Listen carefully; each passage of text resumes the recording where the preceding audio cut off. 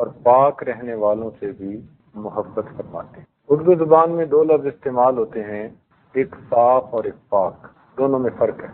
ممکن ہے ایک چیز صاف تو نظر آ رہی ہو مگر شرعی نقطہ نظر سے پاک نہ ہو، اور ممکن ہے کہ ایک چیز پاک تو ہو مگر میلی نظر آ رہی ہو، صاف نہ ہو۔ تو صاف ہونا اور چیز ہے، پاک ہونا اور چیز۔ شریعت نے ہمیں اس بات کا حکم دیا کہ نماز میں ہمارے کپڑے پاک بھی ہوں صاف بھی ہوں، ہمارا بدن صاف بھی ہو پاک بھی ہو۔ اس لیے جو لوگ خانسامے وغیرہ کا کام کرتے ہیں، پسینے کا کام کرتے ہیں، اگر وہ انہی کپڑوں میں نماز پڑھیں تو اس کو مکروہ کہا گیا ہے۔ ان کو چاہیے کہ وہ اپنے نماز کے کپڑے علیحدہ رکھیں تاکہ اس میں پسینے کی بو نہ ہو۔ اس لیے ایسی جرابیں، ایسے کپڑے، ایسی چیزیں پہن کے مسجد میں آنا جن سے بو آ رہی ہو اس کو مکروہ کہا گیا ہے۔ اور ویسے بھی حدیث پاک میں آتا ہے کہ جب تک کپڑا صاف ہوتا ہے اللہ تعالیٰ کا ذکر کرتا ہے، اور جب وہ میلا ہو جاتا ہے ذکر چھوڑ دیتا ہے۔ اس لیے فقہاء نے میلے کپڑے سے نماز پڑھنا مکروہ کہا۔ آج کل طہارت کا معاملہ انتہائی ڈھیلا ہے، اور اسی کی وجہ سے پھر عبادات کا اثر نہیں، اس لیے عبادات کا معاملہ بہت ڈھیلا۔ جتنی یہ اہم بات ہے نا طہارت کا لحاظ خیال رکھنا، اتنا ہی اس کی طرف سے چشم پوشی کی جاتی، بلکہ اکثر دوستوں نے تو کبھی طہارت سیکھی نہیں ہوتی۔ کیا مطلب؟ یعنی باقاعدہ کسی عالم کے پاس بیٹھ کر اس کے مسائل سیکھے ہوں، پوچھے ہوں، فلاں صورت میں مجھے کیا کرنا چاہیے، فلاں صورت میں کیا کرنا چاہیے، نہیں، دیکھا دیکھی گھر میں بچپن میں کچھ ماں نے بتا دیا اور باقی دیکھا دیکھی اپنا ایک انداز بنا لیا، اسی انداز سے زندگی گزر جائے۔ کیونکہ ان مجالس میں خشیت نماز کے متعلق باتیں ہوں گی، مقصود ہمارا وہ ہے، اس کی ابتدا طہارت سے ہوتی۔ کوئی آدمی ایسا ممکن نہیں کہ جس کو نماز کا خشوع حاصل ہو اور وہ طہارت کا خیال نہ رکھتا ہو، ممکن ہی نہیں۔ تو اس لیے آج کا عنوان طہارت رکھا گیا۔ طہارت کی 4 منزلیں ہیں۔ تصوف میں مشائخ کی نظر میں طہارت کے 4 درجے ہیں، 4 مراتب ہیں۔ پہلی طہارت بدن کی طہارت، لباس کی طہارت، جو چیزیں کھائیں پیئیں، طعام، اس کی طہارت۔ بدن کی طہارت عام طور پر زیادہ توجہ طلب ہے۔ مثال کے طور پر آدمی کو غسل کے فرائض کا پتہ ہو کہ بلوغ کے بعد اس کو غسل کیسے کرنا ہے۔ اگر اس کو فرائض کا پتہ ہی نہیں، جتنی بھی نمازیں پڑھتا پھرے گا، اس کا دل پر کوئی اثر نہیں ہوگا، نہ اللہ کے ہاں قبول۔ تو باقاعدہ ان مسائل کو سیکھنا، نہانا اور چیز ہے، غسل کرنا اور چیز۔ مردوں میں تو پھر بھی ممکن ہے کہ غسل کے فرائض کا پتہ ہو، عورتوں میں غفلت بہت زیادہ ہے۔ کچھ وہ اس کو شرم و حیا کی باتیں سمجھتے ہوئے مسئلے پوچھتی بھی نہیں ہے واضح۔ اور گھر کے مردوں میں اور مردوں میں فرق کوئی نہیں ہوتا۔ بات ذرا سخت سی کر دی ہے مگر کر تھی۔ آج کل کے مردوں میں اور مردوں میں کوئی فرق نہیں۔ وہ گھر کی عورتوں کو دین نہیں سکھاتے، ایک ہی مقصد کے لیے رکھا ہوتا ہے، اللہ اللہ اور خیر۔ خود بیت بھی ہو جاتے ہیں، خود مراقبے بھی کر لیتے ہیں، گھر والوں کو اس کام میں شریک کرنے کی کوشش نہیں کرتے۔ اپنی اولاد کو محبت کی وجہ سے پیار دیتے ہیں، تربیت نہیں دیتے۔ خود مرد اگر طہارت کا خیال نہیں رکھیں گے تو عورتیں کیسے خیال رکھیں گی، بچے کیسے خیال رکھیں؟ گھر میں ناپاکی سب سے زیادہ بچوں کے ذریعے سے پھیلتی، اور وہ معصوم ہوتے ہیں، ان بچوں کو کیا پتا، وہ پاکی ناپاکی کو نہیں سمجھتے۔ وہ اسی باتھ روم میں جائیں گے، اسی لوٹے کو استعمال کریں گے، ان کو کیا پتا کہاں چھینٹے پڑ رہے ہیں اور کہاں نہیں پڑ رہے۔ شریعت بھی ان کے لیے کسی درجے میں آسانی کرتی ہے جب تک بالغ پورے طور پر نہیں ہو جاتے۔ یہ تو ہمیں واچ کرنا ہے، دیکھنا ہے کہ بچوں کو طہارت ٹھیک آتی ہے یا نہیں آتی۔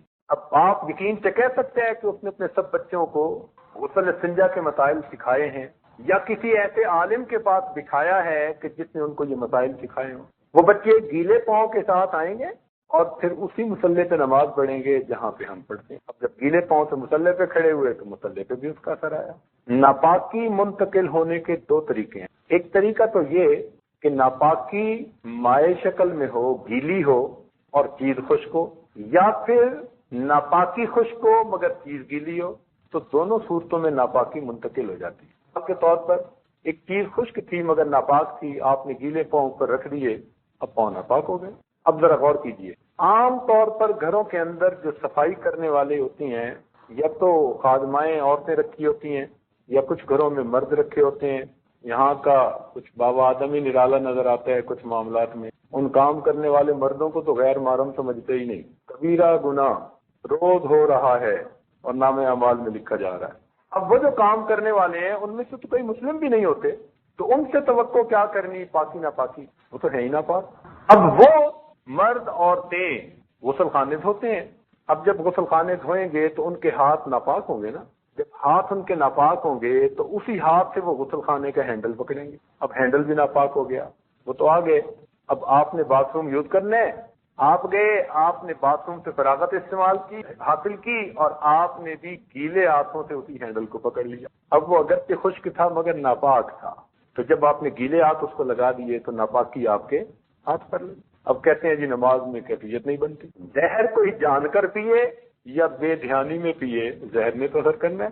کوئی یہ تو نہیں کہہ سکتا جی کہ میں نے تو بے دھیانی میں پی لیا تھا, زہر نے کیوں اثر کیا. بھائی ناپاکی ناپاکی ہے, آپ جان بوجھ کے لگائیں, بے دھیانی میں آپ کو لگے, ناپاکی کی وجہ سے وہ اثرات ختم ہو. اس لیے طہارت کا مسئلہ انتہائی اہم مسئلہ ہے, باقاعدہ سیکھنی پڑتی ہے, واچ کرنا پڑتا ہے, بچوں کو سکھانا پڑتا ہے. اس لیے ہمارے حضرات اپنے مصلے کم از کم گھر میں علیحدہ رکھتے تھے, بچوں کے مصلے مخصوص کر دیے جاتے تھے. بچوں کو پتہ ہے کہ جی یہ بچوں کے مصلے ہیں, بچوں نے جب بھی نماز پڑھنی ہے اس پہ پڑھیں. کون سی اتنی بڑی بات ہے, آپ جتنے بچے ہیں سب کے مصلے بے شک علیحدہ کر دیں, یا ان کو پتہ ہو کہ ہمارے یہ مصلے ہیں, ہم نے ان پہ نماز پڑھنی ہے, لیکن اپنے مصلے علیحدہ رکھیں. چونکہ کپڑے کے مصلے ناپاک ہو جائیں تو پھر چلتے رہتے ہیں. تو پاکی ناپاکی کا انتہائی خیال. کئی دوستوں کو ہم نے دیکھا بڑے آرام کے ساتھ غسل خانے میں جا کر وضو کرتے ہیں, اور ننگے پاؤں کے ساتھ وضو کر کے پھر گھر کے فرش پہ چلتے ہوئے آ کے مصلے پہ کھڑے ہو جاتے. اب گھر کا فرش کہاں پاک ہے بھائی؟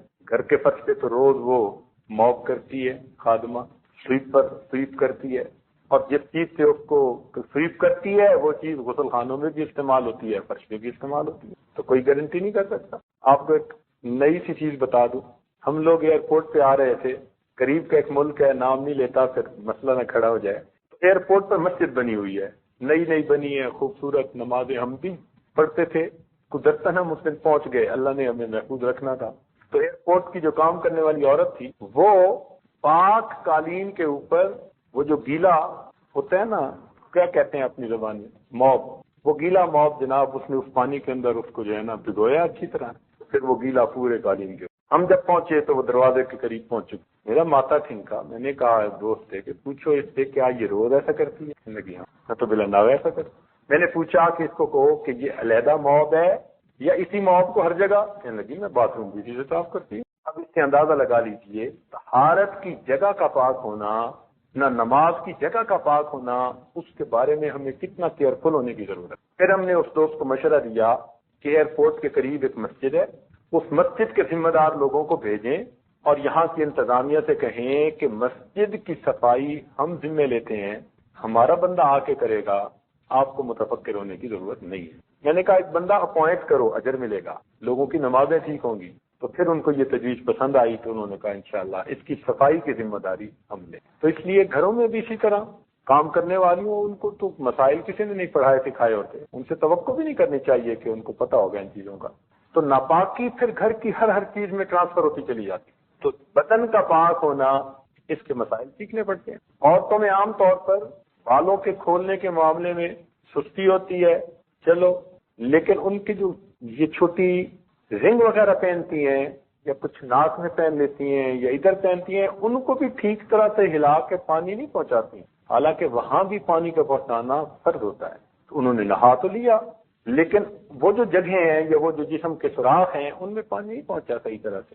اور کئی جگہوں پر تو نیل پالش لگا لیتی ہیں, ویسے ہی کام چوڑ ہو جاتا ہے. نیل پالش یا لپسٹک ان کی تہ چڑھ جاتی ہے, اس لیے اگر یہ لگی ہوئی ہوگی تو نہ غسل ہوگا نہ انسان کا وضو. اور عورتوں کی جہالت کا یہ حال ہے اس وقت کہ میں ایک ملک میں تھا, تو مسجد کے متولی صاحب نے یہ واقعہ خود سنایا.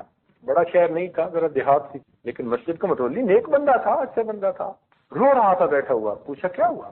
کہنے لگا جی حال یہ ہے میرے اپنے گھر کا, حالانکہ میں گھر کے اندر تعلیم بھی کرواتا ہوں اور سارا کچھ کرتا رہتا ہوں, نیکی کی بات بھی کرتا رہتا ہوں, میاں بیوی ہم اکٹھے ہوئے, فجر کا وقت میں نے غسل کیا, نماز پڑھنے چلا گیا. معمول تھا اشراق تک مسجد میں بیٹھنے کا. اس دن جی چاہا کہ میں جا کے آرام کروں, چونکہ سارا دن کام کرنا ہے, تو میں نماز پڑھتے گھر آ گیا. میں نے دیکھا کہ میری بیوی بھی آرام سے نماز پڑھ رہی ہے. تو مجھے خیال آیا کہ میں نے نہایا تو ٹھنڈ بہت تھی, ٹھنڈی بہت تھی, تو اس نے بڑی ہمت کی کہ اتنا جلدی فارغ بھی ہو گئی, ورنہ پانی گرم کرنے میں نہانے میں وقت لگنا ہے. تو میں نے پوچھا کہ تم نے اتنا جلدی نہا بھی لیا؟ آپ کیوں نہیں نہائی؟ کہنے لگی میں کوئی سی غیر مرد کے پاس گئی، میں ناپاک ہوئی۔ تب پتا چلا محنت کی، تب پتا چلا جب سے شادی ہوئی اس وقت سے لے کے اب تک وہ عورت یہ سمجھتی تھی کہ غیر مرد کے ساتھ اکٹھے ہوں ناپاک ہوتے ہیں، اپنے خامد کے ساتھ کوئی فرق۔ اس لیے بچیوں میں طہارت کے مسائل، اسی تو ہم کہتے ہیں کہ بچیوں کو کیوں نہیں عالمہ فاضلہ بناتے، ان کو کیوں نہیں دینی تعلیم دیتے۔ میرے دوستو، کسی آدمی کے 2 بچے ہوں نا، ایک بیٹا اور ایک بیٹی، اور اس کی حیثیت اتنی ہو کہ 2 میں سے ایک کو دین کی تعلیم دے سکتا ہے، تو اس کو چاہیے کہ بیٹی کو تعلیم پہلے دے۔ اس لیے کہ مرد پڑھا، فرد پڑھا، عورت پڑھی، خاندان۔ اور آج کل بچیوں کی تعلیم کی طرف سے بہت ہی غفلت ہے، بہت غفلت۔ ہمارے حضرات تو خود پڑھایا کرتے ہیں۔ درمیان میں ایک واقعہ یاد آ رہا ہے، آپ کو جلدی تو نہیں نا؟ ہمارے حضرت رحمۃ اللہ علیہ کو قاری محمد طیب رحمۃ اللہ علیہ نے واقعہ سنایا حضرت اقدس نانوتوی رحمۃ اللہ علیہ کے بارے میں۔ فرماتے ہیں کہ دادی اماں نے یہ واقعہ سنایا، یعنی قاری طیب صاحب نے خود یہ دادی اماں سے سنا۔ حضرت نانوتوی رحمۃ اللہ علیہ کی شادی ایک نواب صاحب کی بیٹی سے ہوئی۔ وہ نانوتوی رحمۃ اللہ کے عاشق صادق تھے، بہت عقیدت محبت تھی، اور انہوں نے بڑی چاہت سے بیٹی کا رشتہ ان کے ساتھ کیا۔ اور جب رشتہ کیا تو اس زمانے میں 1,00,000 روپے کے زیور بنوا کر بیٹی کو دیے، اس زمانے میں جب استاد کی تنخواہ 3 روپے 2 روپے۔ اب حضرت نانوتوی رحمۃ اللہ علیہ جب پہلی رات اپنی اہلیہ کے پاس پہنچے، سلام کیا، اور پھر فرمایا کہ دیکھو نکاح کا مقصد ہے میں نے آپ کے ذریعے گناہوں سے بچنا ہے اور آپ نے میرے ذریعے سے گناہوں سے، میں نے آپ کے ذریعے گناہوں سے بچنا ہے اور آپ نے میرے ذریعے سے گناہوں سے بچنا ہے۔ ان لباس لکم وانتم لباس لہم۔ یہ بات کر کے پھر فرمایا کہ زندگی اچھی تب گزرتی ہے جب میاں بیوی دونوں ایک سطح پر ہوں۔ اب میں فقیر اور آپ امیر، میں ساری زندگی محنت کروں تو آپ کی طرح مالدار نہیں بن سکتا، آپ اگر میری طرح بننا چاہیں تو ابھی بن سکتی ہے۔ اہلیہ صاحبہ نے کہا ہاں میں بننا چاہتی ہوں۔ تو مان لگے کہ یہ جو ترکیہ کا جہاد ہے نا، اس وقت جہاد تھا کہ تم یہ اپنا سارا زیور مجاہدین کی طرف بھیج دو، اجر بھی ملے گا اور پھر میں اور آپ ایک رنگ میں ہو جائیں۔ لدھی اہلیہ صاحبہ نے سارے زیور اتار کے دیے، حضرت نے صبح رومال باندھ کے مجاہدین کو بھجوا دیا۔ اب ایک دن گزرا تو عورتوں میں عادت ہوتی ہے، یہ عام طور پر دلہن کو دیکھنے آتی ہیں، ایک بڑھیا فتنے کی پڑیا وہ کہیں سے دلہن دیکھنے آ پہنچی۔ اب اس نے جو دلہن کو دیکھا کہ زیور کوئی نہیں، تو وہ تو کہنے لگی کہ یہ تو لگتی ہے ماں باپ پہ بوجھ بنی ہوئی تھی، انہوں نے دھکا دے دیا، کوئی زیور بھی نہیں تھے پہنایا، عجیب جلی کٹی سنائی۔ تو دادی اماں نے تو رونا شروع کر دیا۔ اب حضرت نانوتوی رحمۃ اللہ جب آئے تو پوچھا کیوں رو رہی ہیں؟ کہنے لگے بس مجھے گھر چھوڑ گئے ہیں۔ بچی ہوتی ہیں، تھوڑا دل ہوتا ہے، کسی بات پہ پریشان ہوتی ہیں تو پھر ماں باپ کا گھر یاد آتا ہے۔ حضرت نانوتوی رحمۃ اللہ گھر چھوڑ کے آ گئے۔ اب اس زمانے میں زنان خانہ مردان خانہ یہ علیحدہ ہوا کرتا تھا، شرم و حیا کا دور تھا، سبحان اللہ۔ مرد ضرورت کے وقت جاتے تھے عورتوں کی سائٹ پر، ورنہ ہر وقت کا بیٹھنا اٹھنا نہیں تھا جیسے آج کے زمانے میں ہو گیا ہے۔ ایک دن کے بعد جب نواب صاحب نے عورتوں کی طرف یعنی گھر کی عورتوں کی طرف آئے تو بیٹی کو دیکھا تو حیران ہوئے کہ بیٹی کب آئی؟ پتہ چلا 2-3 دن ہو گئے، تو شادی کوئی تو اتنے دن ہوئے۔ پھر اہلیہ نے ان کی بات سنائی کہ بیٹی تو اس لیے آئی ہے کہ بھائی زیور سارے بھیج دیے اور وہاں کی عورتیں جلی کٹی سناتی تھی۔ انہوں نے کہا یہ کون سی اتنی بڑی بات ہے؟ نواب صاحب نے 1,00,000 روپے کے اور زیور بنوا کر بیٹی کو دیے اور پھر خود چھوڑ کے آئے، خود چھوڑ کے۔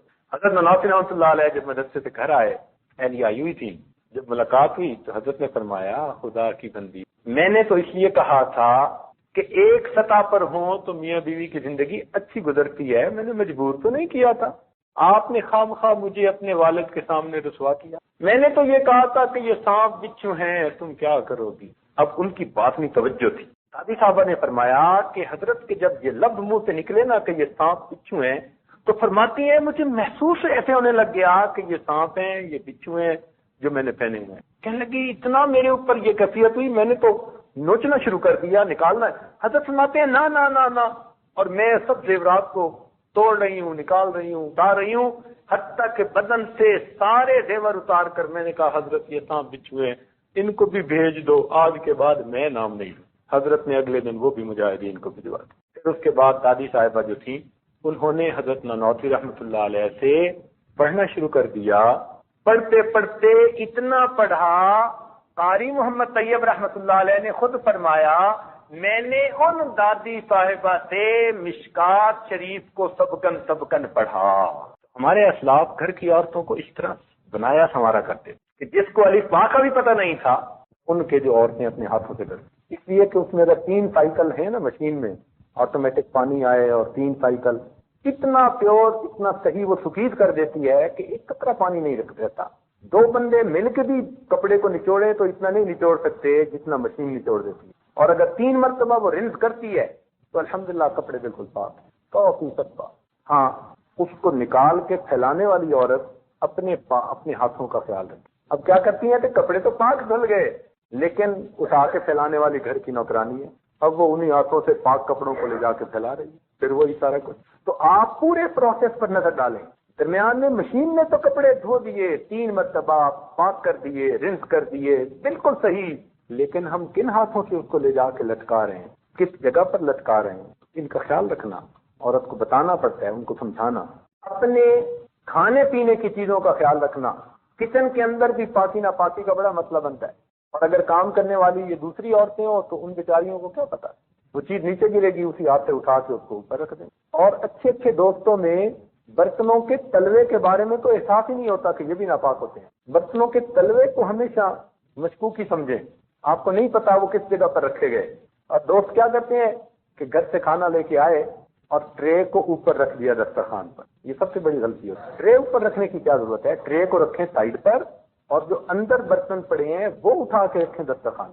ٹرے تو انہوں نے فرش پر رکھا ہوگا، ٹرے تو زمین پر رکھ دیا ہوگا، ٹرے کے تلوے کا کس کو پتا کہ 100% پاک ہے۔ تو برتنوں کے تلووں کے بارے میں ہمیشہ نظر رکھیں کہ کس برتن کے تلوے پاک رہتے ہیں اور کہاں ناپاک ہو سکتے ہیں، ان کا خیال رکھیں۔ عورتیں اگر طہارت کے صحیح مسائل کا خیال نہ رکھنے والی ہوں اور ہر وقت ان کے ذہن پہ طہارت کی فکر نہ رہے تو وہ کئی مرتبہ چیزیں دھو کر آدھی پاک اور بعض دوسری، وہ بڑا چوڑ ہو جاتا ہے مسئلہ۔ اس لیے دوستوں کے کھانے سے پرہیز کریں۔ حد الوسع، کوئی سفر ہو یا کوئی عذر ہو تو ایک شرعی چیز، وگرنہ حد الوسع کوشش کریں کہ باہر کی بنی پکی ہوئی چیز ہرگز مت کھائیں۔ کچھ نہیں پتا کس حال میں وہ چیز بنائی پکائی گئی۔ لوگوں کو چائنیز کھانے کا شوق ہوتا ہے، ذرا پکانے والوں کے کمرے میں جا کے دیکھا کریں نا کہ وہاں پک کیسے رہا ہوتا ہے وہ، آپ اس کے بعد توبہ کر لیں اور اس جگہ پر جانا چھوڑ دیں۔ اور پھر کئی لوگ تو غیر مسلموں کے ہوٹلوں میں جاتے ہیں، جی میکڈونلڈ پہ جانا ہے، KFC پہ جا کے مرغی کھانی ہے۔ یہ غیر مسلموں کے جتنے بھی ہوتے ہیں نا، بالکل اس کا یقین مت کیجیے۔ اللہ اکبر۔ ہمارے واشنگٹن میں ایک طالب علم تھا، ناظرے کا، ہمارے دوست ہیں، ڈاکٹر صاحب، MBBS ڈاکٹر ہیں، ان کا بیٹا بہت انٹیلیجنٹ لڑکا، اسکول میں کلاس میں فرسٹ آنے والا، پریزیڈینشل ایوارڈ کے لیے اس کا نام بھیجا گیا، لیکن ہمارے مدرسے میں 1 سال میں اس نے 1 پارہ بھی نہ پڑھا، حتیٰ کہ دوسرا سال گزر گیا پھر بھی 1 پارہ۔ ایک دن ہم لوگ جائزہ لے رہے تھے طلباء کا، تو جب ہمارے سامنے یہ بات آئی کہ باقی سارے بچے نارمل پڑھ رہے ہیں، یہ بچہ کیوں ایسا ہے کہ بھئی 2 سال میں 1 پارہ اور ناظرہ؟ ہم نے استاد کو بلایا، اس نے آ کر کہا جناب میری محنت میں کوئی شک نہیں، کلاس کے بچوں سے پوچھ لیجئے، میں اس کو ایکسٹرا ٹائم بھی دیتا ہوں، پڑھاتا بھی ہوں، مسئلہ یہ ہے کہ یہ بچہ آگے چند صفحے پڑھتا ہے پچھلے بھول جاتا ہے، تو پھر شروع کرواتے ہیں، پھر آگے پڑھتا ہے پھر پیچھے سے بھول جاتا ہے۔ ہماری تو سمجھ سے باہر ہے، جتنی محنت اس پر کی، اگر میں اتنی محنت 10 بچوں پر کرتا تو وہ قرآن پڑھ جاتے۔ مجھے نہیں سمجھ کے اس کو کیا ہے۔ بچے کو بلایا، بچے نے کہا جناب میرے پڑھنے میں بھی کوئی شک نہیں ہے، کلاس کے بچوں سے پوچھ لیجئے، میں جب آتا ہوں اس وقت سے لے کر آخری وقت تک مستقل پڑھتا رہتا ہوں، نہ شرارت کرتا ہوں نہ مذاق کرتا ہوں، مجھے خود احساس ہے کہ مجھے پڑھنا چاہیے، مجھے سمجھ نہیں آتی، میں اپنے اسکول میں اتنا انٹیلیجنٹ ہوں کہ میرا نام جو ہے اسکالرشپ والوں میں ہے، اور یہاں پر میں آگے چند صفحے پڑھتا ہوں بھول جاتا ہوں، مجھے سمجھ نہیں آتا۔ ہمیں اور زیادہ فکر ہوئی کہ بھئی جب استاد بھی پڑھا رہا ہے، بچہ بھی پڑھ رہا ہے، تو پھر کہیں نہ کہیں تو مصیبت ہے۔ خیر متفکر رہے، اللہ سے دعا مانگتے رہے۔ الحمدللہ اللہ تعالیٰ نے اگلے دن تہجد کے بعد ایک بات دل میں ڈالی، تو شرح صدر ہو گیا کہ ہاں کوئی نہ کوئی گڑبڑ ایسی ہی۔ اگلے دن ہم نے بچے کو بلایا اور بلا کر پیار سے پوچھا کہ بچہ بتاؤ کہ تم کیا کیا کھاتے ہو، کہاں کہاں کھاتے ہو۔ اب جب اس سے پوچھا تو اس نے جناب 6-7 امریکن ہوٹلوں کے نام، ریسٹورینٹ کے نام دے کہ جی وہاں کی فش اینڈ چپ پسند ہے، اور فلاں جگہ کی جو ہے وہ چکن نگٹس پسند ہے، اور فلاں جگہ کا پیزا پسند ہے۔ پتہ چلا کہ شام کا کھانا گھر میں پکانے کی عادت ہی نہیں تھی، ماں باپ بچوں کو لے جا کے انہی جگہوں پہ کھانا کھا کے اب ہم نے اگلے دن کہا کہ جی والدین کو لے کے آؤ، ماں کو بھی باپ کو بھی دونوں کو لے کے آ گئے۔ ہمارے دوستوں میں سے تھے، تعلق والوں میں سے تھے، سلسلے میں بیعت بھی تھے اور حلال کا خیال رکھنے والے تھے، نیک بندے تھے، یہ نہیں تھا کہ کوئی شرابی کبابی بدماش تھے، نہ اچھے لوگ تھے، نمازی تھے۔ اب آگے ہم نے انہیں کہا کہ جی دیکھو سیریس پرابلم ہے، ہم آپ سے ڈسکس کرنا چاہتے ہیں۔ 2 سال ہمارے استاد نے آپ کے بچے پر محنت کی، آپ کے بچے نے بھی محنت کی، لیکن ایک پارہ بھی اس کا مکمل نہیں ہوا۔ اس کا مطلب ہے کہ something is seriously bad somewhere. کہاں ہے تو صحیح کوئی مسئلہ؟ ہم نے کہا وہ مسئلہ یہ ہے کہ آپ اپنے بچے کو حرام کھلا رہے ہیں، اور حرام سے جو گوشت بنتا ہے وہ کبھی اللہ کے نور کو قبول نہیں کرتا، اس لیے محنت بیکار ہے۔ 2 راستے ہیں، بچے کو قرآن ہمارے پاس پڑھانا ہے تو ادھر جانا بند کر دو، اور ادھر جانا بند نہیں کر سکتے تو پھر بچے کو اپنے ساتھ لے جاؤ، ہم اپنا وقت مزید اس کے اوپر نہیں لگتے۔ جب 2 ٹوک بات کہی تو وہ کہنے لگے جی بچے کو قرآن تو پڑھانا ہے۔ انہوں نے وعدہ کیا کہ آج کے بعد ہم اپنے گھر پکائیں گے اور ہمیشہ گھر کا پکا کھانا بچوں کو کھلائیں گے۔ بچے کو گھر کا کھانا ملنا شروع ہوا، بچے نے اگلے 1 سال کے اندر پورا قرآن مجید مکمل پڑھا۔ لوگ کہتے ہیں جی اولاد ہماری بات نہیں مانتی، نافرمان بن گئی ہے۔ جی آپ نے حلال تو کمایا، ہو سکتا ہے زکوٰۃ نہ نکالی ہو تو حلال مال بھی ناپاک ہو گیا، ہو سکتا ہے آپ نے زکوٰۃ نکالی ہو سود شامل کیا ہو سکتا ہے آپ نے باقی ساری احتیاطیں کی ہوں، بچوں نے اس مال سے ایسی چیزیں خرید کے کھائی ہوں کہ جو حرام چیزیں ان میں شامل ہوں، تو اس لیے ان تمام چیزوں کا خیال رکھنا پڑتا ہے۔ اینڈ ریزلٹ تو یہ ہے نا کہ پیٹ میں کیا جا رہا ہے، اگر پیٹ میں پہنچنے سے پہلے کہیں نہ کہیں اس میں کوئی خلاف شرع چیز آ گئی تو اثرات تو وہ حرام کے ہی مرتب ہوں گے۔ اس لیے جو ٹشو انسان کا حرام مال سے ناپاک کھانے سے بنتا ہے وہ ٹشو عبادت میں کبھی مزہ نہیں پاتا، اس میں گناہ کرنے کی طلب پیدا ہوتی ہے۔ اس لیے آپ اولاد کو حلال پاکیزہ مال کھلائیے، کھانا کھلائیے، اور حلال کی برکت اپنی آنکھوں سے دیکھیے۔ اس لیے ذکر و سلوک میں رزق حلال اور صدق مقال، ان 2 چیزوں کی بڑی اہمیت۔ رزق حلال اور صدق مقال، 2 چیزوں کی بہت اہمیت۔ اس کی اتنی اہمیت ہے، ایک واقعہ جو ہماری کتابوں میں لکھا ہے، حضرت مجدد ثانی رحمۃ اللہ علیہ کے ایک بیٹے تھے جن کا نام تھا محمد معصوم۔ پیدائش سے پہلے حضرت کو الہام ہوا اللہ تعالیٰ کی طرف سے کہ ہم آپ کو ایسا بیٹا دیں گے جو پوری زندگی کبیرہ گناہ نہیں کرے گا، اللہ کی حفاظت رہے گی، ایسا پاکیزہ بیٹا، غلامن زکیہ۔ تو جب یہ الہام ہوا تو حضرت نے بچے کی پیدائش پر اس کا نام محمد معصوم رکھا۔ یہ بچہ ایسا تھا رمضان المبارک کے دنوں میں بھی اپنی والدہ کا دودھ نہیں پیا کرتا تھا، 55 شیر خارگی کے زمانے میں، حتیٰ کہ اس سال عید کا چاند دیکھنے میں اختلاف ہوا تو حضرت مجدد ثانی رحمۃ اللہ نے عید کی نماز پڑھ لی۔ کسی نے پوچھا کہ جی پتہ نہیں روزہ نہ ہو کہیں اختلاف جو ہے کچھ لوگوں نے رکھا ہے کچھ نے افطار کیا۔ حضرت نے بچے کو بھیجا کہ جاؤ پوچھو محمد معصوم نے دودھ پیا یا نہیں، تو گھر والوں نے بتایا کہ پورا رمضان کبھی نہیں پیا، آج دن میں اس نے دودھ پی لیا۔ فرمایا الحمدللہ آج افطار کا دن ہے، میرے بیٹے نے بھی افطار۔ تو اس کو کہتے ہیں مادر زاد ولی، ماں کے پیٹ سے ولی بن کے پیدا ہونا۔ کہیں کہیں اللہ تعالیٰ ایسے بندے پیدا کر دیتا ہے، یہ معصوم نہیں ہوتے، یہ محفوظ ہوتے ہیں۔ انبیاء کرام معصوم ہوتے ہیں، اولیاء کرام محفوظ ہوتے ہیں، اللہ تعالیٰ کی حفاظت ہوتی ہے۔ چنانچہ اس بچے کا یہ حال تھا کہ 9 سال کی عمر میں امام ربانی مجدد ثانی رحمۃ اللہ علیہ نے اس کو نسبت نقشبندیہ کے حصول کی بشارت عطا فرما دی۔ 9 سال کی عمر تھی، اتنی چھوٹی عمر تھی، فرمایا تھا کہ تجھے سلسلے کی نسبت جو ہے نصیب ہو چکی، تمہارا دل اس سے منور ہے۔ حضرت ایک دفعہ نماز پڑھ کے باہر نکلے تو دیکھا کہ جو نمازیوں کے جوتے ہیں وہ کچھ ادھر پڑے ہوئے ہیں لائن میں اور کچھ ادھر پڑے ہوئے ہیں لائن میں، بڑے سلیقے سے رکھے ہوئے۔ تو حضرت مجدد صاحب متوجہ ہوئے کہ یہ کیا معاملہ ہے، تو آپ پر کھولا گیا کہ بھئی ادھر کے جوتوں والے جو ہیں وہ اصحاب الیمین ہیں اور ادھر والے اصحاب الشمال ہیں۔ اب جب یہ انعام ہوا تو آپ بڑے حیران ہوئے اور آپ نے پوچھا کہ یہ کیا ہوا، تو کسی نے بتایا جی محمد معصوم بچہ آیا تھا، وہ کھیل رہا تھا جوتوں سے، تو آدھی لائن ادھر لگا دی آدھی لائن ادھر لگا۔ حضرت نے فرمایا اس کا مطلب ہے کہ اس کا کش اتنا ہو گیا ہے اور یہ بچے سے سنبھالا نہیں جائے گا۔ تو حضرت نے اپنے شیخ خواجہ باقی باللہ رحمۃ اللہ علیہ کو خط لکھا کہ حضرت میرے بیٹے کا کش اتنا بڑھ گیا، اب میں کیا کروں؟ خواجہ صاحب نے فرمایا میرے پاس بھیج دو۔ انہوں نے اپنے بچے کو خواجہ باقی باللہ رحمۃ اللہ علیہ کے پاس سرہند سے دہلی بھیجا۔ جب وہاں گیا تو خواجہ باقی باللہ رحمت اللہ علیہ نے اس زمانے کے بازار کا پکا ہوا کھانا کھلا کر 3 دن کھلایا، ان کا کشف ختم ہو گیا۔ اب اس زمانے کے بازار کا کھانا کیا ہوگا بھائی؟ تو اگر اس زمانے کے بازار کا کھانا کھا کر کشف ختم ہو جاتا ہے تو پھر آج کے بازار تو آپ جانتے ہیں ایمان کا خطرہ ہو جاتا ہے۔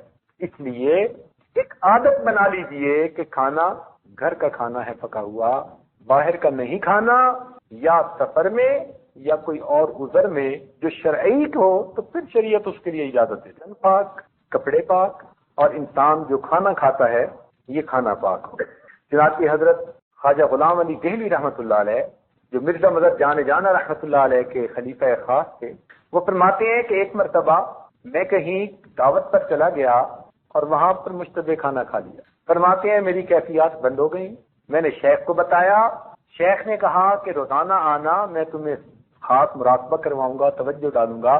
فرماتے ہیں کہ میں 1 مہینہ متواتر جا کر شیخ سے توجہ لیتا رہا، تب میری وہ کیفیت ختم ہوئی۔ ایک مرتبہ کا کھانا۔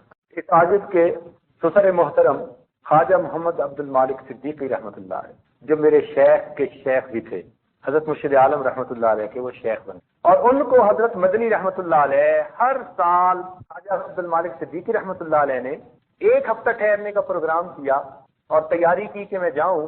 حضرت مدنی رحمۃ اللہ علیہ اس وقت درس حدیث دے رہے تھے، حضرت نے درس موقوف کیا اور طلباء اور حضرت کمرے سے درس حدیث سے نکلے، دارالحدیث تھے، اور اس کمرے میں آئے جہاں ٹھہرے ہوئے تھے، ضیوف الرحمان کا جو کمرہ ہوتا ہے مدرسے میں۔ اب طلباء تو باہر بیٹھ گئے دروازے سے اور حضرت مدنی اندر تشریف لائے۔ خواجہ صاحب سمجھے کہ بھئی ملاقات کے لیے آئے ہوں گے، تو جب ملاقات ہوئی تو حضرت مدنی رحمۃ اللہ نے فرمایا کہ خواجہ صاحب آپ ہر سال 2 ہفتے یہاں قیام فرماتے ہیں، طلباء کو فائدہ ہوتا ہے، اس مرتبہ آپ نے 1 ہفتہ جو ہے قیام کے بعد جانے کا ارادہ کر لیا۔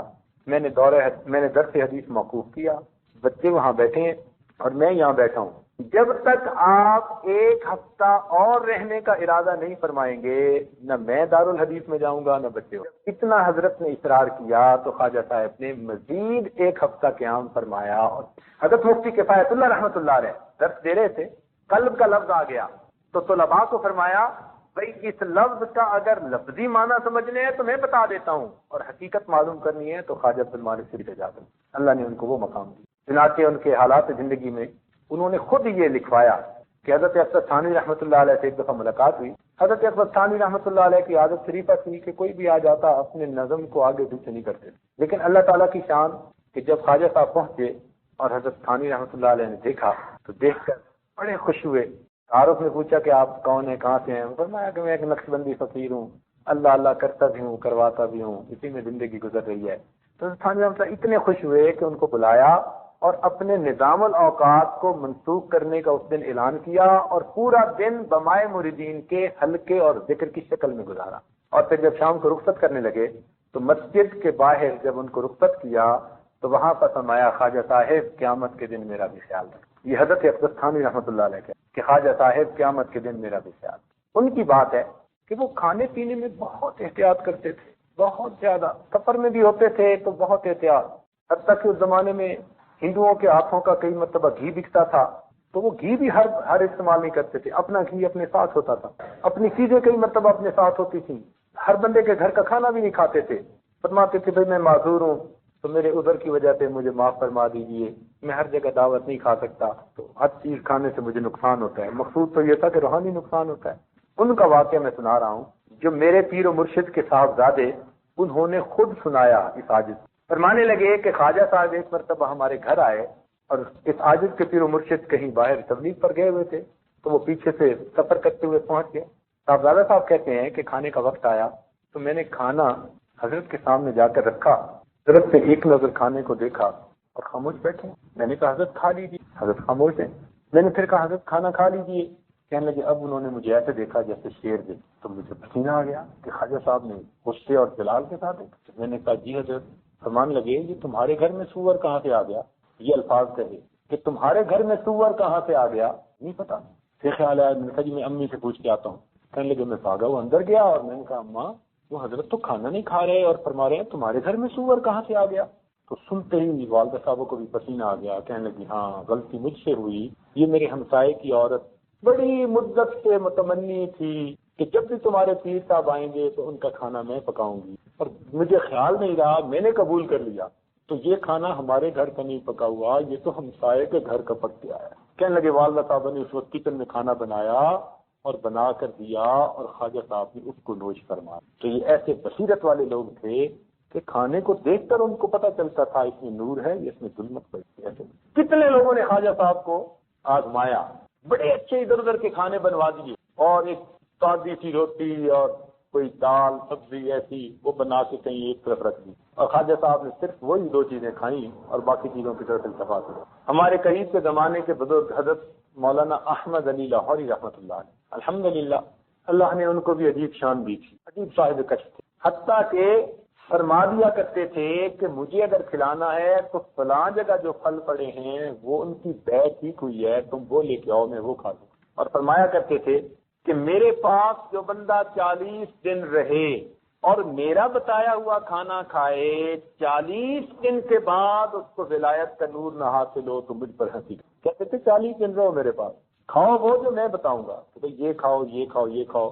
فرماتے تھے 40 دن وہ حلال کھانا تمہارے دلوں کے اندر ولایت کا نور پیدا کر دے۔ تو ہمارے حضرات نے کھانے سے بہت خیال رکھا ہے، بہت خیال رکھا ہے اس بات کا۔ حضرت مرزا مظہر جان رحمۃ اللہ علیہ کا واقعہ تو کتابوں میں لکھا ہے، ایک آدمی انگور لے کے آیا تو اسے پیش کیے، حضرت نے جو اٹھائے تو رکھ دیے، اس نے کہا حضرت کھا لیجیے، فرمایا مجھے مردوں کی بو آ رہی ہے، مردوں کی بو آ رہی ہے۔ وہ سمجھدار تھا، وہ گیا اس بندے کے پاس جس سے خریدے تھے، اس نے کہا جی فلاں بندہ بیچنے آتا ہے، میں نے اس سے خریدے۔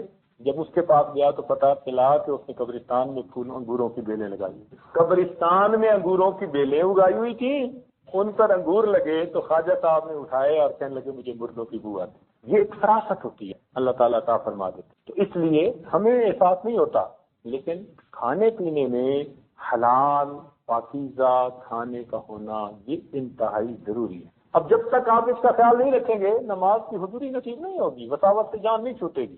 آپ کہیں جی میں تو بڑی کوشش کرتا ہوں مجھ سے جان چھوٹے، بھائی اگر مقام احسان والی نماز پڑھنی ہے، اگر اولیاء والی نماز پڑھنی ہے، اگر اکابرین والی نماز پڑھنی ہے تو اس کی پریپریشن کرنی پڑے گی، اور یہ اس کی پریپریشن گراؤنڈ پریپیئر ہوتا ہے۔ تو اس لیے بدن کا پاک ہونا، کپڑوں کا پاک ہونا، کھانے کا پاک بھی ہونا، حلال بھی، یہ طہارت کی پہلی قسم اور پہلا درجہ، یہ طہارت کا پہلا۔ یہ بات آپ کو اچھی طرح کلیئر ہو گئی ساری۔ طہارت کا پہلا درجہ کتنی چیزیں عرض کی ساجد میں کوئی بتا سکتی ہیں؟ بدن کا پاک ہونا، لباس کا پاک ہونا، اور جو کھانا کھایا جا رہا ہے وہ حلال بھی ہو، اور اس کی تفصیلات اس لیے کر دی کہ تاکہ آپ کے سامنے۔ طہارت کا دوسرا درجہ اپنے جسم کے اعضاء کو گناہوں سے پاک کرنا۔ طہارت کا دوسرا درجہ کیا ہے؟ جسم کے اعضاء کو گناہوں سے پاک کرنا۔ دیکھیں پہلی جو قسم تھی وہ ظاہری نجاست کے بارے میں تھی، اور اب جو بتا رہے ہیں یہ باطنی نجاست کے بارے میں۔ یہ باطنی نجاست بھی تو ہوتی ہے، تبھی تو فرمایا انما المشرکون نجس، کہ مجرم مشرک نجس ہوتے ہیں۔ اب وہ نہات ہو کے بھی غسل خانے سے نکلے پھر بھی نجس، اس لیے کہ نجاست حکمی ہے، سمجھے؟ ایک نجاست ظاہری ہوتی ہے، ایک نجاست حکمی ہوتی ہے۔ تو جب انسان گناہوں کا مرتکب ہوتا ہے تو جس عضو سے گناہ کیا وہ عضو گویا ناپاک ہو گیا، اس پر نجاست ہے۔ اللہ والوں کو اس سے پتہ چلتا ہے۔ اس لیے سیدنا عثمان غنی اللہ عنہ کے پاس ایک آدمی آیا اور راستے میں اس کی نگاہ غیر محرم پر پڑ گئی تھی، تو آپ نے فرمایا ما بالکم، لوگوں کو کیا ہو گیا کہ بے محابہ ہمارے پاس چلے آتے ہیں اور ان کی نگاہوں سے زنا کرتے ہیں۔ اللہ تعالیٰ یوں مہربانی۔ تو اعضاء کو گناہوں سے بچانا، جب بھی گناہ کیا گیا کسی عضو سے بس یوں سمجھیے کہ وہ جسم کا عضو ناپاک ہو، اور اس کے اثرات ہوتے ہیں، بو ہوتی ہے۔ یہ تو حدیث پاک میں بھی آتا ہے کہ جب بندہ جھوٹ بولتا ہے تو اس کے منہ سے اتنی بو نکلتی ہے کہ فرشتے اس سے تھوڑی دیر کے لیے دور ہو جاتے ہیں۔ اور یہ بھی حدیث پاک میں آتا ہے کہ جب موت کے فرشتے آتے ہیں بندے کی روح نکالنے کے لیے تو وہ اس کے جسم کے اعضاء کو سونگھتے ہیں۔ اگر اعضاء سے اس نے گناہ کیے ہوں گے تو ان اعضاء سے ان کو بو محسوس ہوتی ہے، اور جب بو آتی ہے وہ سمجھ لیتے ہیں کہ یہ نافرمان تھا، پھر اس کی پٹائی ضرور۔ اور جو انسان پاکیزہ زندگی گزارنے کا عادی ہو اس کے جسم سے ایک خوشبو محسوس ہوتی ہے، اس لیے نبی علیہ الصلوۃ والسلام کے جسم اطہر سے خوشبو آتی ہے۔ حضرت انس رضی اللہ عنہ نے روایت کی ما شممت مسکم ولا عنبرۃ اطیب من ریح رسول اللہ صلی اللہ علیہ وسلم، کہ میں نے کوئی مشک اور عنبر نہیں سونگا مگر نبی علیہ السلام کے جسم اطہر کی خوشبو اس سے بھی زیادہ خوشبودار ہوا کرتی۔ مدینہ کی عورتیں نبی علیہ السلام کے پسینہ مبارک کو عطر میں ڈالتی تھیں، عطر کی خوشبو اچھی ہو جاتی تھی۔ ام سلیم رضی اللہ تعالیٰ عنہ بچوں کو بھیج کر ایک شیشی میں پسینہ جمع کرواتی تھیں اور پھر وہ پسینہ دلہن کی رخصتی کے وقت اس کو لگاتے تھے، اس کے جسم کپڑوں سے کئی دن تک خوشبو آتی رہتی تھی۔ ایک صاحب نے کہا حضرت بیٹی کی شادی کرنی ہے، کوئی چیز نہیں، تو آپ نے کچھ تو دے دیا اور ساتھ فرمایا یہ میرا پسینہ لے جاؤ، دلہن کے لیے خوشبو کا کام آئے۔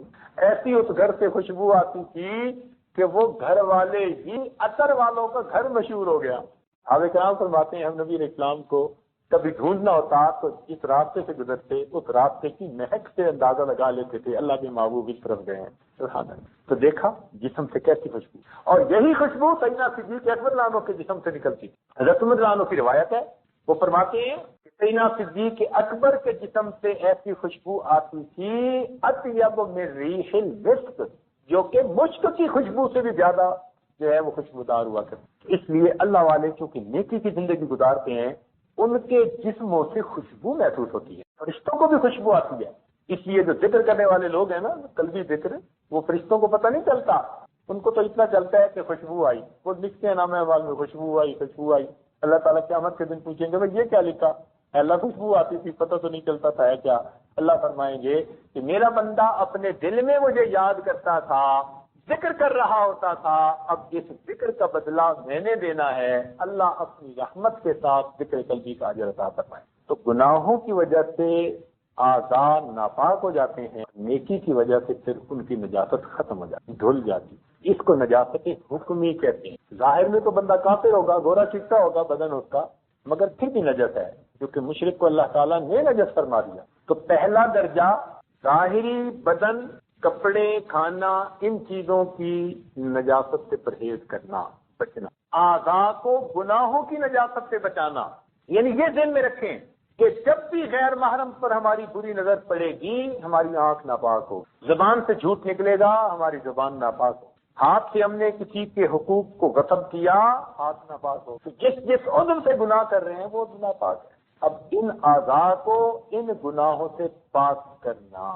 آج کل بعض دوست گناہوں سے بچتے ہیں 70%، 70%، 80%، 90%، 95% ہو کر کے زندگی سے 95% گناہ ختم کر دیے۔ اب یہ جو طلباء، علماء، صلحاء ہوتے ہیں، جو دین کا کام بھی کر رہے ہوتے ہیں، الحمدللہ ان کی زندگی میں میجر گناہ نہیں ہوتے، یہ بچتے ہیں، لیکن کہیں نہ کہیں ہر بندے کی زندگی میں کوئی نہ کوئی ایک ایسی چیز ہوتی ہے جس نے ان کو اٹکایا ہوا، جیسے مچھلی کا کانٹا نہیں ہوتا، وہ گناہ نے اس کو روکا ہوا ہوتا ہے آگے نہیں بڑھنے میں۔ ادخلوا فی السلم کافہ، یہ کیفیت نصیب ہے، اس لیے ولایت سے محروم رہتے ہیں۔ ایک بات ذہن میں رکھیے، ہر گناہ بندے اور اللہ تعالیٰ کے درمیان ایک سٹیپ کی مانند ہے، ایک فاصلے کی مانند، ایک قدم کی مانند ہے۔ جتنے گناہ ہم کرتے ہیں ہم اللہ سے اتنے قدم دور، ایک ایک گناہ چھوڑتے جائیں گے، ایک ایک قدم گویا اللہ کے قریب ہوتے جائیں گے، 100% گناہ چھوڑ دیں گے، ہمیں اللہ تعالیٰ کا وصل۔ یہ کبھی نہیں ہو سکتا کبیرہ کا مرتکب ہو اور اسے اللہ تعالیٰ کی ولایت نصیب ہو۔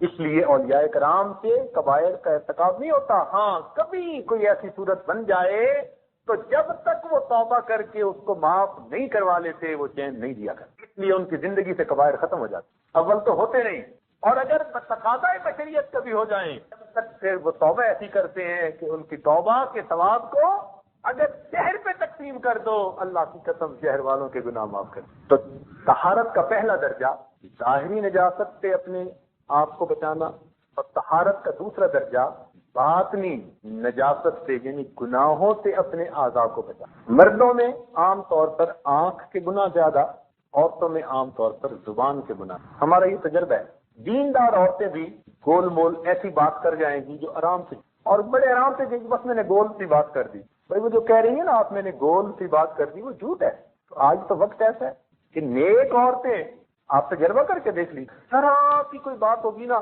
بس میں نے اس کو نہیں پتہ چلے اس لیے جھوٹ بول دیا، اس کو پتہ نہ چلے اس لیے جھوٹ بول دیا، اس کو پتہ نہ چلے، وہ آپس میں پتہ نہ چلے اسی میں پتہ نہیں جھوٹ پہ جھوٹ بول دی۔ تو عورتوں کے اندر زبان کے گناہ زیادہ یعنی جھوٹ اور غیبت، اس قسم کے گناہ عورتوں میں عام، اور مردوں میں شرمگاہ کے گناہ عام۔ اور اگر شرمگاہ گناہوں سے بچے بھی صحیح تو اس کی جو مبادیات ہیں آنکھوں سے گناہ ہونا، کانوں سے گناہ ہونا تو ہو ہی جاتا. اس لیے مردوں کو اس سے بچنے کی زیادہ کوشش کرنی چاہیے، عورتوں کو اس پر بچنے کی زیادہ کوشش. اپنے آپ کو گناہوں سے بچانا، اپنے حواس کو گناہوں سے محفوظ، یہ جو اعضاء ہیں ان کو گناہوں سے بچانا، یہ طہارت کی دوسری قسم. طہارت کا تیسرا درجہ، دو درجے کون کون سے ہوئے ذرا بتا دیجئے، مجھے تسلی ہو جائے کہ آپ کے ذہن میں یہ چیز. بدن کا پاک ہونا، لباس کا پاک ہونا، کھانے کا پاک اور حلال ہونا، یہ پہلا درجہ. یہ ظاہری نجاست سے متعلقہ چیزیں. دوسرا درجہ کس سے متعلق ہے؟ باطنی نجاست سے. اعضائے جسم کو گناہوں سے پاک کرنا، سر سے لے کے پاؤں تک کوئی بھی عضو ہو اس کو گناہ سے پاک کرنا، یہ طہارت کا دوسرا درجہ. طہارت کا تیسرا درجہ، طہارت دماغ از تخیلات، اپنے دماغ کو بھی برے منصوبوں سے اور شیطانی شہوانی خیالات سے پاک کرنا. ایک ہوتا ہے گناہ نہ کر سکنا، ایک ہوتا ہے دل میں گناہ کی ہوس ہونا. اور کسی نے کہا کہ جس نے بری نظر سے کسی غیر محرم کو دیکھا، اپنے دل میں وہ اس عورت کے ساتھ زنا کر چکا. حقیقت تو یہی ہے. جس نے بھی کسی غیر محرم کو شہوت کی نظر سے دیکھا، اپنے دل میں تو وہ اس سے زنا کر چکا. قدرت نہ ہونا، موقع نہ ہونا، یہ اور چیز، اس کا دل تو تیار تھا. تو اپنے دماغ کو بھی ان تخیلات سے پاک کر لینا. اس کی تھوڑی سی تفصیل سن لیجیے. خیالات کا آنا برا نہیں ہوتا، خیالات کا آنا برا نہیں ہوتا، خیالات کا لانا اور دل میں جمانا یہ برا ہوتا ہے. برے خیال کا دل میں آنا یہ برا نہیں، آتے ہیں اور یہ اللہ کے دل میں بھی وساوس آتے ہیں، مگر انسان کا دماغ جیسے چوراستہ نہیں ہوتا اس کی مانند ہونا چاہیے. ادھر کی ٹریفک ادھر، ادھر کی ٹریفک ادھر، گزارتے رہو، جمنے نہ دو. خیال ہر طرح کا آئے گا اور یہ اللہ کا ایک بنا ہوا غیبی نظام ہے، یہ فطرت ہے انسان کی. یہ جو خیال بار بار آتے ہیں نا، یہ اللہ کی نعمت ہے. خیال کا بار بار آنا یہ اللہ تعالیٰ کی نعمت ہے. اگر بار بار خیال نہ آتا تو ہماری زندگی اجیرن ہو جاتی.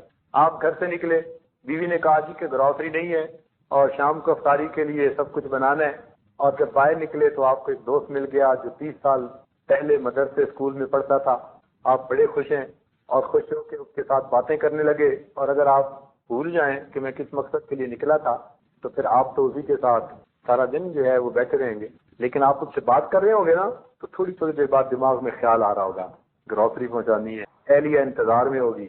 ہر 15 منٹ بعد، ہر 10 منٹ بعد آپ کے دماغ میں بار بار خیال آ رہے ہیں. یہ جو خیال کا بار بار آنا یہ اللہ کی نعمت ہے، ورنہ ہم پیچھے بات کو بھول کر اگلی میں لگ جاتے ہیں تو ہماری تو مصیبت ہو جاتی. تو خیال کا بار بار آنا یہ برا نہیں ہے، یہ ایک فطری نظام ہے، مگر اس کا خود لانا تکلفاً اور ذہن میں جمانا اور لطف اندوز ہونا یہ برا.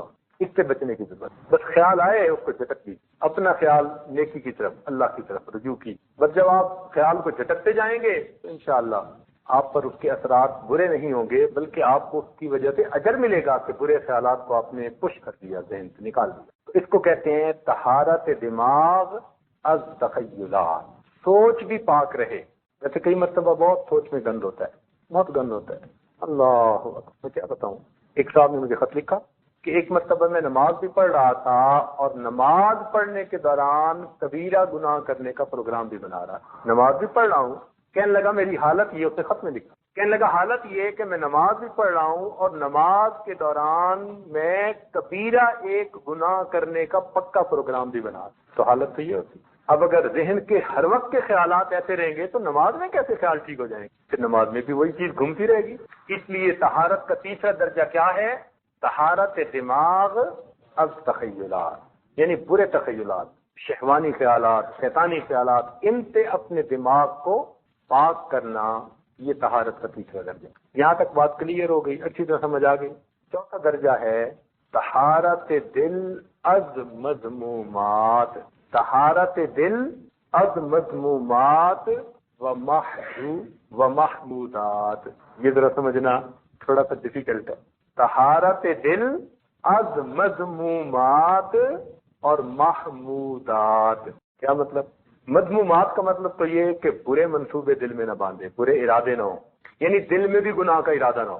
یہاں حضرت اقدس نانوتوی رحمۃ اللہ علیہ نے جب دارالعلوم دیوبند کا سنگ بنیاد رکھنا تھا تو حضرت نے اس وقت اعلان فرمایا، کافی لوگ تھے، اعلان فرمایا کہ آج دارالعلوم کا سنگ بنیاد میں ایک ایسی ہستی سے رکھوا رہا ہوں جنہوں نے زندگی میں کبیرہ گناہ تو کیا کرنا، کبھی کبیرہ گناہ کرنے کا دل میں ارادہ ہی نہیں کیا کہ میں یہ گناہ کروں گا، یہ بھی نہیں ارادہ کیا۔ ایک بزرگ تھے منع شاہ کے نام سے مشہور، ظاہر میں تو قد چھوٹا تھا، اللہ کے ہاں بہت بڑا تھا، گھاس کاٹتے اور گھاس کاٹ کے بیچتے تھے اور زندگی گزرتی، تھوڑے سے پیسے بچتے تھے، اس میں سے بھی وہ کچھ تھوڑا تھوڑا روز پس انداز کر لیتے تھے، بچا لیتے، اور پورے سال میں تب جا کر اتنے پیسے بچتے کہ ان پیسوں سے وہ دارالعلوم کے اساتذہ کی ایک مرتبہ دعوت کیا کرتے۔ تو دارالعلوم کے اساتذہ خود لکھتے ہیں، فرماتے ہیں ہم سارا سال ان کی دعوت کے منتظر رہتے، اس لیے کہ جس دن ان کے گھر کی دعوت کھاتے 40 دن تک نماز کی حضوری ہماری بہتر ہو جاتی، 40 دن تک نماز کی حضوری میں اضافہ محسوس ہوا۔ ان کا نام لیا، فناس ذکر سے انہوں نے سنگ بنیاد رکھا۔ یہ ایسے مخلص لوگوں کا لگایا ہوا پودا ہے جس کو اللہ کی طرف سے پھر قبولیت ملی، ورنہ عمارتیں تو ہر جگہ بن جاتی ہیں، فیض ہر جگہ سے چالو نہیں ہوتا۔ فیض اس لیے نکلتا ہے کہ وہاں ایسے لوگ ہوتے ہیں جن کے جسموں سے گناہوں کا کھوٹ نکل چکا ہوتا۔ اس لیے ذنون مصری رحمۃ اللہ علیہ فرماتے تھے کہ متقی انسان وہ ہے جس کے دل کی تمناؤں کو مجسم کر کے تشتری میں رکھا جائے اور اس تشتری کو سرے بازار پھرائیں تو ایک بھی بات ایسی نہ ہو جس پر اس کو ندامت ہو۔ فرماتے تھے یہ کیفیت ہے تو یہ متقی، یعنی دل میں بھی کوئی مذموم ارادہ نہ ہو، اس کو کہتے ہیں طہارت دل از مذمومات۔ اور دوسری بات کہی از محمودات، کیا مطلب کہ اگر کوئی نیکی کے کام کرتا ہے نا تو اس پر بھی خود پسندی دل میں نہ ہو۔ محمودات کہتے ہیں اچھی باتوں کو، تو اچھی باتوں کا بھی دل کے اندر مان نہ ہو، میں نیک ہوں، اچھا ہوں، یہ بھی دل میں نہ ہو۔ یہ خود پسندی بھی بندے کے گرنے کا سبب ہے، یہ خود پسندی تو گرا جاتی ہے، سمجھے؟ اب یہاں پر ایک تفسیری نقطہ عرض کرتا ہوں۔ ایک مرتبہ واقعہ سن لیجیے، ایک مرتبہ خواجہ باقی باللہ رحمۃ اللہ علیہ نے کسی محفل میں بات کرتے ہوئے یہ کہہ دیا کہ مجھے اللہ نے اب ایک ایسا مقام دے دیا ہے توکل کا کہ میرے اوپر اب کوئی بھی حال آ جائے، مصیبت آ جائے، اب مجھے اللہ کے توکل سے نہیں ہٹاتی، کوئی پریشانی نہیں ہوتی۔ یعنی کوئی ایسی بات کر دی جس بات میں تھوڑا سا محسوس ہوتا تھا کہ بھئی اپنی تعریف ہے، لو جی کیا ہوا، اللہ تعالیٰ کی حکمت اور اس کا حکم اور اذن، خواجہ صاحب کا پیشاب بند ہو گیا۔ پیشاب بند ہو گیا، جس کا پیشاب بند ہو جائے تو اس کو تو ایسی تکلیف ہوتی ہے کہ مرغنین بسمل کی طرح تڑپ رہا ہوتا ہے۔ تو خواجہ صاحب تو زمین پر لیٹنے لگ گئے، بڑی دعائیں مانگی، پیشاب جاری نہیں، بہت روئے دھوئے اللہ کے حضور۔ بالآخر دل میں الہام کیا گیا کہ فلاں مدرسے کے طلباء کے جا کر دعاؤں کرواؤ تو ہم اس بیماری سے نجات عطا کریں۔ خواجہ باقی باللہ رحمت اللہ علیہ چل کر گئے اور مدرسے کے طلباء سے فریاد کی کہ میرے لیے دعا کرو، میری طبیعت ٹھیک ہو جائے، مصیبت پریشانی بیماری دور ہو جائے۔ مدرسے کے طلباء نے دعا دی، اللہ رب العزت نے اس بیماری کو دور فرما دیا۔ یہ کیوں ہوا تھا؟ خود پسندی کی بات ہوئی تھی۔ اللہ تعالیٰ نے ایسے بندوں کے پاس بھیجا جو طالب علم تھے، درجے میں ان سے بہت نیچے نظر آتے تھے، اللہ تعالیٰ پھر ذرا سیدھا کر دیتے ہیں سوچ کو، کم درجے کے بندے کے پاس بھیج دیا تاکہ وہ عجب یا میں والی کوئی صورت ہی نہ رہے باقی۔